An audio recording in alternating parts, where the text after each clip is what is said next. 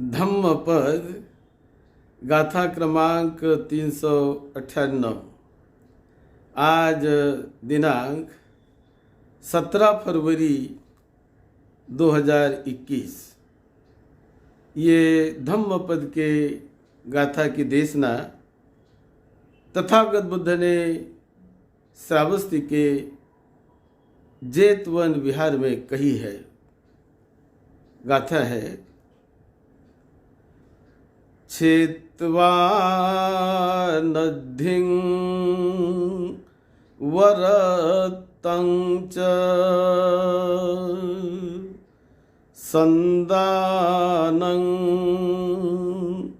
सहनुकमं अक्षिवत पडिघं बुद्धं तमहं ब्रूहि ब्राह्मणं ति अक्षिवत पडिघं बुद्धं तमहं ब्रूहि ब्राह्मणं ति। ये ब्राह्मण वर्ग की गाथा है। तथागत भगवान बुद्ध एक बार श्रावस्ती के जेतवन विहार में बड़े भिक्षु संघ के साथ साधना हेतु विहार कर रहे थे, रह रहे थे। उस समय दो ब्राह्मणों को उद्देश्य करके ये गाथा की देशना तथागत भगवान बुद्ध ने श्रावस्ती के जेतवन विहार में दी है। श्रावस्ती में दो ब्राह्मण थे और वो दोनों ब्राह्मणों के पास एक एक बैल था। एक के पास बैल था, उसका नाम था चूड़रोहित, और दूसरा ब्राह्मण उनके पास भी एक बैल था, उसका नाम था महारोहित। ऐसे उनके बैलों के नाम थे और ये बड़े अच्छी तरह से उस बैल का, अपने अपने बैल का बड़े अच्छी तरह से वो संभाल कर रहे थे, उसको संभाल रहे थे। और उन्हें कभी फक्र भी था, गर्व भी था। कोई कहता कि मेरा बैल बड़ा शक्तिमान है, वो कहता है मेरा बैल बड़ा शक्तिमान है, मेरा बैल बड़ा बलवान है। तो इस प्रकार उन दोनों में उनके अपने अपने बैल के विषय में विवाद निर्माण हो गया कि वो कहने लगा मेरा बैल बड़ा बलवान है, वो कहता है मेरा बैल बड़ा बलवान है। तो ऐसे दोनों में विवाद हो गया। अब विवाद में उन्होंने रास्ता निकाला कि अब विवाद करने से क्या लाभ, हम ऐसा करेंगे किसका बैल बलवान है क्या है उसे देखने के लिए हम उसकी परीक्षा ही लेंगे। और फिर परीक्षा लेने के लिए उन्होंने एक तरीका सोचा।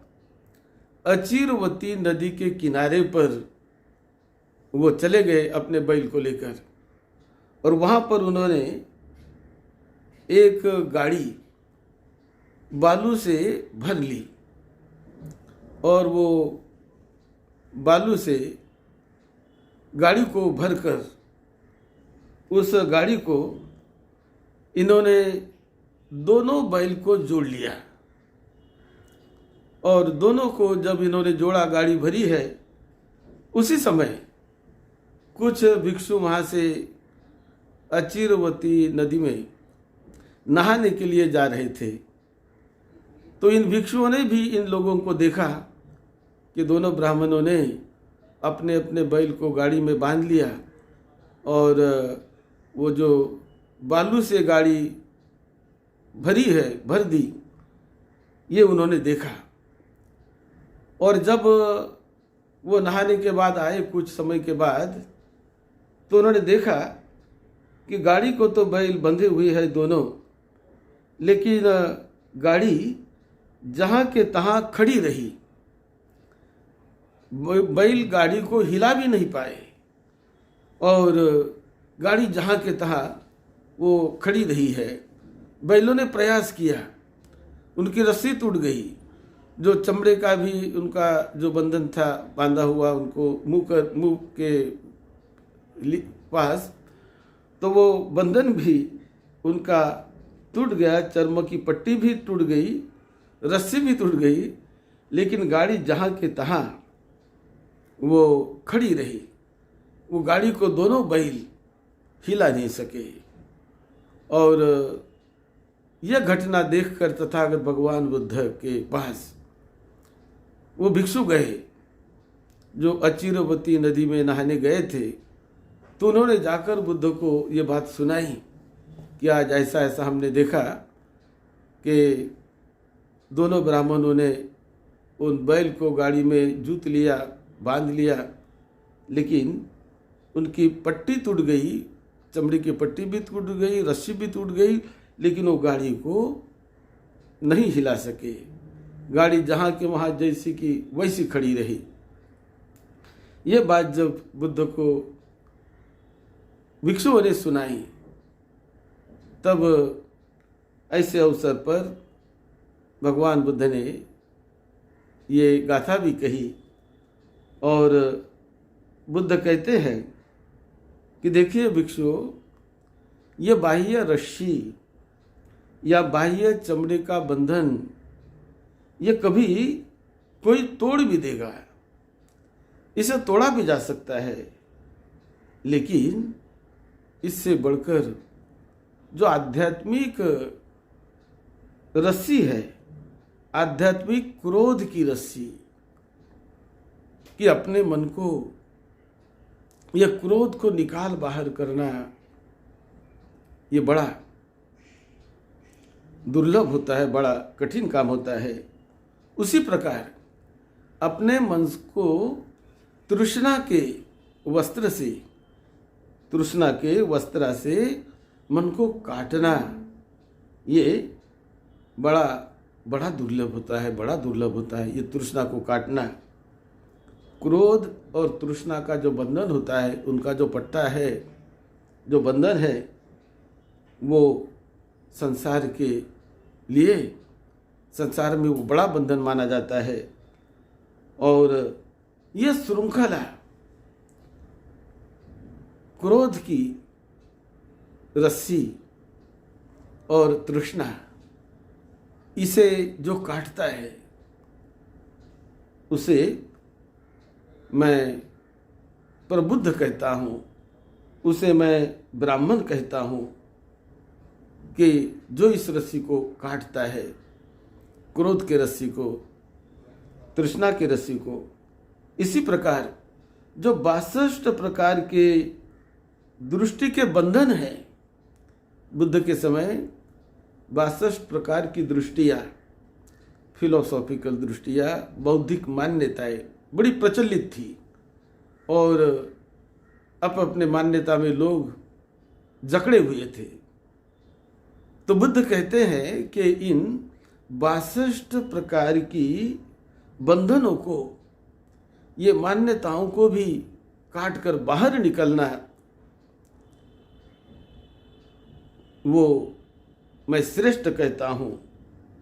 अविद्या को नष्ट करो, 4 सत्य का, जो 4 आर्य सत्य है, उसका प्रत्यक्ष साक्षात्कार करके जो व्यक्ति वो मुक्ति के फल को पाता है, दृष्टि जाल से बाहर निकलता है, उन्हें मैं ब्राह्मण कहता हूँ, उन्हें मैं ब्राह्मण कहता हूँ। इस प्रकार की ये गाथा तथागत बुद्ध ने इस घटना के संबंध में ये गाथा बुद्ध ने कही, और इसे सुनकर 500 भिक्षुओं को अरहत्व पद का लाभ हो गया, क्योंकि अपने भीतर की तृष्णा रूपी रस्सी को तोड़ना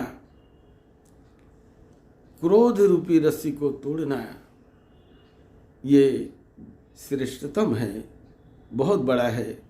और जो इसे तोड़ पाता है, जो अपने क्रोध को निकाल कर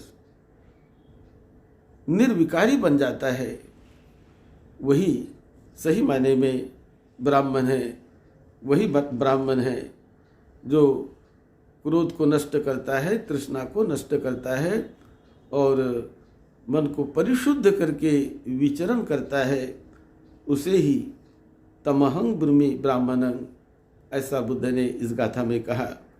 छेत्वा नद्धिं वरत्तं च संदानं सहनुकम्मं उक्खीवत्त पड़ीघं बुद्धं तमहं ब्रूमि ब्राह्मणं ति।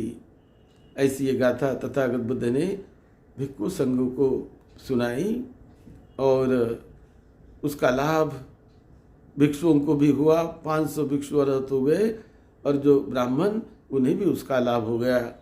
और जो बुद्ध की वाणी सुनकर बहुत सारे लोगों के हृदय में एक सत्य का दीपक जगता है, प्रकाश किरण चमकने लगती है और लाभ होने लगता है। ऐसी जो बुद्ध की वाणी, ये गाथा सुनकर 500 भिक्षु ने अरहत पद को पा लिया और अरहत बन गए और लाभी बने। आप सबको सुख शांति मिले, सद्धम्म के मार्ग पर चलकर अपने जीवन को मंगलमय बनाइए, धन्य बनाइए। आपको निरोगत्व मिले, सुख शांति मिले। आपके परिवार के छोटे बड़े सभी को सुख शांति मिले, निरोगत्व मिले, सबका मंगल हो। यही मंगल मैत्री के साथ सद्धम्म की सेवा में, आपकी सेवा में डॉक्टर भदंत राहुल बोधि महाथेरो। आप सबका मंगल हो, सबका मंगल हो। आप हमारे YouTube चैनल में जाकर बुद्ध की ओरिजिनल वाणी वहाँ संग्रहित है। चैनल का नाम है, अपने मोबाइल पर YouTube में जाकर टाइप करिए डॉक्टर भदंत राहुल बोधि, तो चैनल खुल जाएगा। वहाँ बहुत सारी 400-500 के ऊपर सीढ़ियाँ विस्तृत ढंग से बुद्ध के ओरिजिनल वाणी पर वहाँ लोड की हुई है, प्रकाशित की हुई है। आप उनका लाभ लीजिए, सब्सक्राइब करिए, धम्म के अंग बन जाइए और अपने जीवन में सद्धम्म के बल का लाभ पाइए। आप सबका मंगल हो, सबका मंगल हो।